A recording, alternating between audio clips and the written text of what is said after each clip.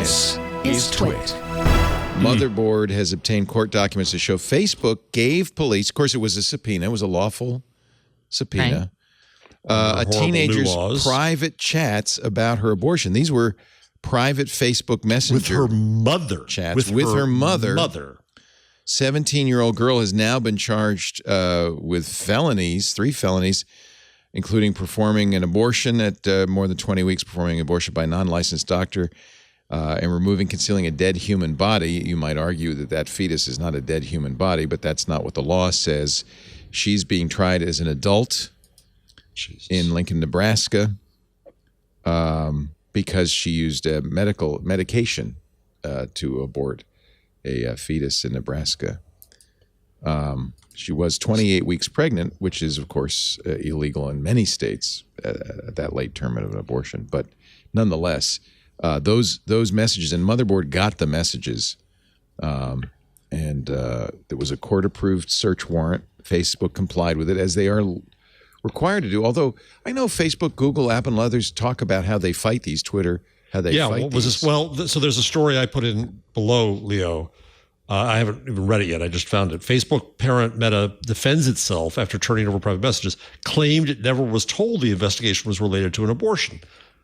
So does that matter? Is one told in a subpoena what it's related to? And should these companies henceforth say, we're going to, whatever it is, we're going to fight you just to push out the issue. We're not going to hand over anything now until we have to go to court. We want that information. Right. Yeah. When you get a subpoena, you're offered a case number, but you're not necessarily told. I mean, presumably when you get a subpoena, you call a lawyer and the lawyer looks up the case number so they know what you're being, like, why. But it's also an abdication of Facebook's duty in any, like, this is not a protector of your data. Like, if you received a subpoena, you would be like, holy cow, a subpoena. I shall call my lawyer and my lawyer will act in my best interest looking up the case. Facebook doesn't do any of that. They're just like, oh, a subpoena. Okay, here. So it's a little disingenuous for them to be like, oh, we didn't know what it was about. Of course they don't. They don't care. Okay, that's all. But are they wrong in turning it over? I think they should. That's their job. May be. Yeah. Here's the Facebook. The warrants did not mention abortion at all, but get this. Court documents indicate the police were at the time investigating the alleged illegal burning and burial of a stillborn infant. The human body. Yeah. The warrants were accompanied by non-disclosure orders, which prevented us from sharing information about them. The orders have now been lifted. When you have horrible laws in a country, then, I always say that government is not the protector of privacy. It is the worst threat to privacy. And this is the case. And what do we expect the platforms to do? It's the case where a mother and daughter are using it for a discussion. It's also the case where we need privacy legislation, and I will agree. And where having written the right to privacy and communication to a technology known as the letter was limiting. It should have been. They could not have communication. They could not have offered a warrant to search that to the Postal Service, right? They couldn't grab that letter. They could do a warrant. Yes, that's the problem with this. Yeah. Okay. You can, but then what's the? That's the point. It's warranted, not warrantless. And that's the protection you get to mail. But that's the problem here. You have a really bad law, a really bad government, and no protection of privacy. Facebook DMs obtained by law enforcement were then used as the main basis for a second search warrant in which 13 laptops and smartphones were seized from the Burgesses. 24 gigabytes of data, including images, messages, and web histories from their phone, were extracted for the case. So that is a lot of laptops. That's a lot of laptops. Boy, is it. So, well, it might have been who knows how broad the net was. They might have gotten everybody, every relative. I don't know. Every old laptop you have. Yeah. I got old laptops around here. The moral of this is, and this really relates to privacy concerns. If you're going to do something, you shouldn't send a message on Facebook. Or any mechanism. You shouldn't put it on a laptop. You shouldn't do a Google search. Shouldn't text. Because all of that is available and all of it's collected and all of it can be subpoenaed by court order. Which sucks. Yeah. Or you could just say, hey, encrypt everything, and then no one can. Well, and this is exactly why every government in the developed world is fighting encryption, including our own, because they don't like it that not everything is available to them all the time. Wouldn't one presume, by the way, that the texts that were exchanged in the Secret Service and DOD and whoever the third one was, phones, were on an encrypted method or just open texting? So you can encrypt. Can you encrypt in Facebook Messenger? And I guess not. WhatsApp you can. WhatsApp you can, and it's strong encryption. You'd be better off using Signal, if you ask me. That's really the only solution I know of that. Or make a phone call. Well, not a phone call. It's wiretaps too, right? But they'd have to. Yeah, or microphones in your home. Yeah. I think you have to do what Steve Gibson always says, which is you go out in the middle of a field naked, and you make sure that there's no one within 1,000 feet. No mosquitoes around. And then you whisper in the person's ear, and they whisper in your ear, and you just, that's the best you can do. But you've now told someone else, and so you have lost control of it to that extent. That person. That's what's driving Trump crazy right now, because the latest reports are that it was someone inside Mar-a-Lago who said, "There's more stuff in the safe." Wow. And so now he's paranoid about everyone around him. And there's a new ad out today that's trying to make him even more paranoid, which is kind of fun. Isn't that what didn't he say that you only plead the fifth if you've done something wrong? And isn't it the case often that criminals will often say, "Oh yeah, it's overreach. Oh yeah, government overreach. Oh, they planted evidence in my safe." Right. Anyway, Messenger does have secret conversations, end-to-end encryption built in. So the mother and daughter probably not thinking that what they were doing needed to be hidden that well, although they were clearly aware of guilt, which is going to, I think, be impactful in their trial. They were definitely don't tell anybody, that kind of thing. Well, it's not the sort of thing if you're going to do a late-term abortion, that's you kind of already know. You already know you're in trouble. Yeah. Yep. But this is a harbinger of awful things to come. That's I think the main takeaway. That's the issue. What's interesting is this is a prosecution against the actual person, and most of the abortion laws are actually that we're worried about in the wake of Dobbs. There was no doctor here. That's why it was a medical. Right.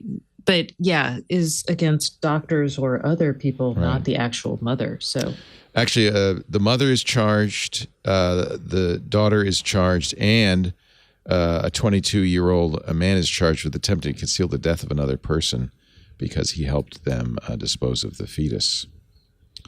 So, would this have been illegal because of the term? I think because of 28 weeks, it's illegal everywhere, illegal. I think, yes. And you can't actually bury a body. So the term would have been a problem here in the U.S., but also I think how the fetus was disposed of a fetus. So let's just do that is a problem. A thought experiment. If we read this story 2 months ago before Dodd, it would still have been a crime. It still would have been a crime. Yeah, the bury. We probably would have had a somewhat muted but similar reaction of other things could happen. But this is under the law a crime, and the warrant was. Well, because in many states now, it's a crime after 20 weeks. Yeah, so 22 or 6. Or 6 weeks, depending on whether you're in Texas. As a result, the same exact process could be used against you for taking Plan B after 6 weeks. Mm-hmm. And that's they also said that they had a miscarriage. And so one of the challenges is you can't medically, a stillbirth or an abortion can look the same as a miscarriage, right? Exactly. You're technically. That's so right. what law enforcement will do is they're going to start looking when you have a miscarriage, they're going to look for things that indicate that it wasn't actually a natural miscarriage. Right. So in this case, they found it by going to Facebook. Right. It's just sad. Yeah, and again, a cautionary tale now that we live in an age where even 6 weeks is too soon. Yes. And most people don't know they're pregnant that quickly. Because you're not actually pregnant at 6 weeks. Right. You've got a zygote. You've missed your... Well, you don't even have that. I mean, the first 2 weeks, they track a pregnancy. The first 4 weeks of a pregnancy are from your last missed period. Right, so you haven't even had for 2 of those weeks, there actually isn't anything happening. Nothing happened. And Right. The sperm has not yet met the egg. So it doesn't even exist. It's... And however you feel about dogs, wait. however go ahead. It's just that was an angry. That was not. You were okay. Never mind. That was a roar.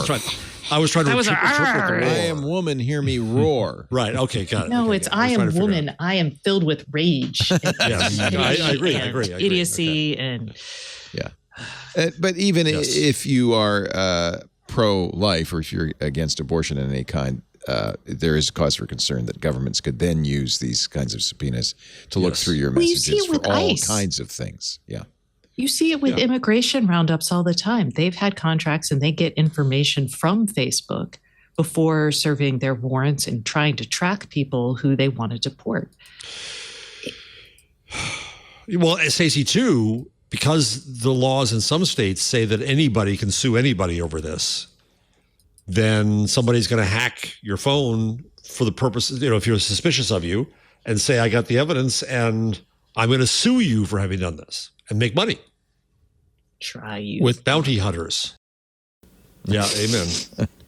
Was it? Joe in our Discord said Facebook should enable WhatsApp style and then encryption in Messenger now in all caps. Why wouldn't they do that? That's an interesting question. That is a good question. Yeah, by default. Yeah, why wouldn't they? They have the power. Yeah. And we don't want to be stuck in this. We don't want to get any of this on us. We don't want to be in a position. So that's more. It's like Facebook saying enough with news, enough with subpoenas to what people are presuming are private conversations. Mm-hmm. I don't know if he did this on purpose or not, but there was a Indiana lawmaker. Yeah. Do you remember? You saw this story? Who, when the Indiana Assembly considered the law against abortion, said, well, you also should outlaw ED drugs. Yeah. Because some may think this is a joke, where but it takes 2 for a pregnancy to come about. And to put all the onus onto a woman, I think it's unfair. So let's make, needless to say, the law against Viagra did not pass. Did not pass, but the abortion ban did. Mm-hmm. John Bartlett of Indianapolis.